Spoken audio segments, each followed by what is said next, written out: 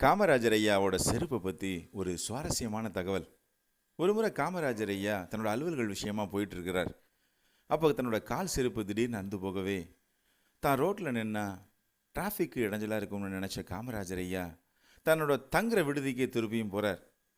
அந்த விடுதியோட உரிமையாளர் செருப்பு தைக்கிற ஒருத்தர் எனக்கு தெரியும், அவரை வர வைக்கிறேன்னு சொல்லி தொலைபேசி மூலமாக தொடர்பு கொண்டு அவரை வர வைக்கிறார். அவர் வராமல் அவருக்கு உடம்பு சரியில்லாமல் இருந்ததுனால அவரோட பையன் அனுப்புகிறார்.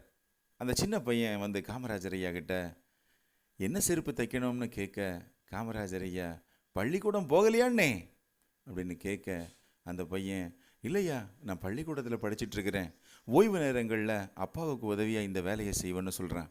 அப்போ காமராஜர் ஐயா உனக்கு செருப்பு நல்லா தைக்க தெரியுமான்னே அப்படின்னு கேட்க, ஐயா நான் அளவெடுத்து செருப்பு தைச்சிட்டு வந்ததுக்கப்புறம் பாருங்கள் அவ்வளோ அழகாக இருக்கும் அப்படின்னு சொல்கிறேன். காமராஜர் ஐயா அரகுர மனசோட இந்த பையன் பண்ணுவானா மாட்டானா அப்படிங்கிற ஒரு யோசனையோட அந்த பையன்கிட்ட அளவு கொடுத்து விட்றார். அடுத்த நாள் அந்த பையன் செருப்பை தைச்சிட்டு வந்தான்.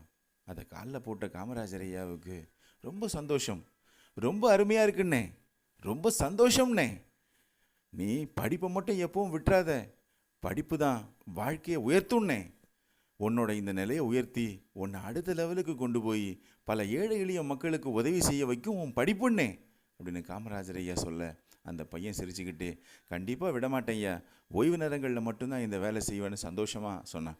காமராஜர் ஐயா உடனே 10 ரூபா எடுத்து நீட்டுறாங்க.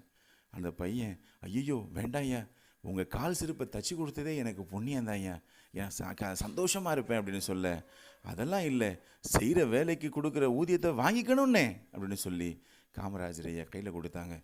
காமராஜர் ஐயா உழைப்புக்கான ஊதியத்தை வேர்வை நிலத்தில் சிந்துறதுக்கு முன்னாடி கையில் கொடுக்க ஏற்பாடு பண்ணாங்க.